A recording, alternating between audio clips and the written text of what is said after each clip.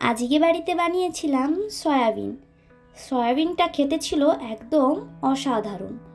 এরকম tasty tasty soybean কিভাবে রান্না করলাম আজকের ভিডিওতে দেখতে পারবে।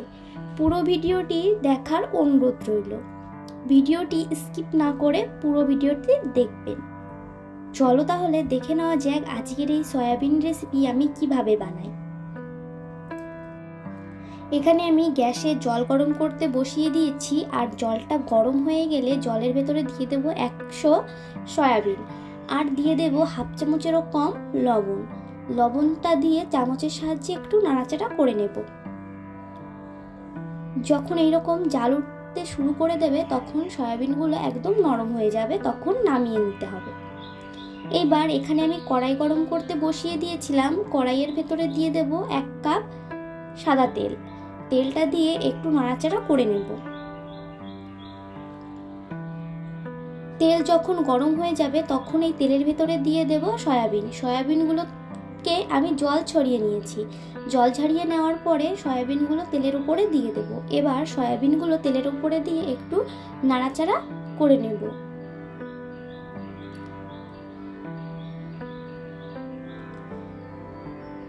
এবার ওপর থেকে দিয়ে দেব সামান্য পরিমাণে লবণ আর সামান্য পরিমাণে হলুদ।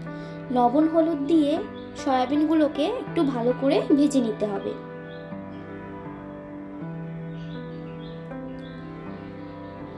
আমি সয়াবিনগুলোকে নাড়াচাড়া করে ভালো করে লাল লাল করে ভেজে নিয়েছি।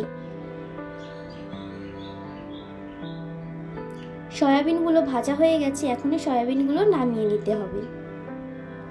কড়াইতে তেল ছিল, সেই তেলের ভেতরে আমি দিয়ে দেব 3টে পেঁয়াজ কুচি। পেঁয়াজগুলো দিয়ে একটু নাড়াচাড়া করে নেব। পেঁয়াজ নাড়াচাড়া করা হয়ে গেলে উপর থেকে দিয়ে দেব সামান্য পরিমাণে লবণ। লবণটা দিলে পেঁয়াজটা তাড়াতাড়ি নরম হয়ে যাবে। এবার এর ভেতরে দিয়ে দেব হাফ চামচ মতন আদা রসুন বাটা। আদা রসুন বাটা দিয়ে পেঁয়াজের সঙ্গে একটু ভালো করে নাড়াচাড়া করে মিশিয়ে নিতে হবে। এইবার দিয়ে দেব হাফ চামচ জিরে বাটা আর 1 চামচ মতন শুকনো লঙ্কা বাটা। এবার এইগুলোকে একবার ভালো করে নাড়াচাড়া করে মিশিয়ে নেব। গ্যাসের আঁচটাকে মিডিয়াম রেখে মশলাটাকে ভালো করে কষিয়ে নিতে হবে। এইবার এর উপরে দিয়ে দেব টমেটো। যখন মশলাটার থেকে তেল ছেড়ে দেবে তখন এর উপরে দিয়ে দিতে হবে ভেজে রাখা সয়াবিনগুলো। সয়াবিনগুলো মশলার উপরে দিয়ে একটু নাড়াচাড়া করে নেব। যখন সয়াবিনের সঙ্গে মশলাটা ভালো করে মেখে যাবে তখন এর উপরে দিয়ে দেব পরিমাপ মতন জল। জল দিয়ে একটু নাড়াচাড়া করে নেব।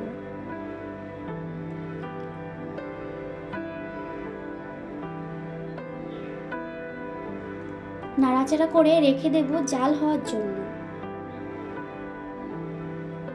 জাল হতে শুরু করে দিয়েছে, তখন এর উপর থেকে দিয়ে দেব সামান্য পরিমাণে হাফ চামচ মতন হলুদ।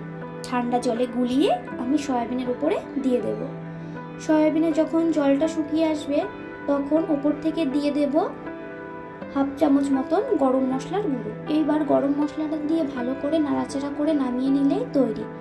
আজকের রেসিপি কেমন হয়েছে অবশ্যই আমাকে কমেন্টে জানাবেন। ভিডিও ভালো লাগলে অবশ্যই একটা লাইক করবেন। আজকের ভিডিও এই পর্যন্ত।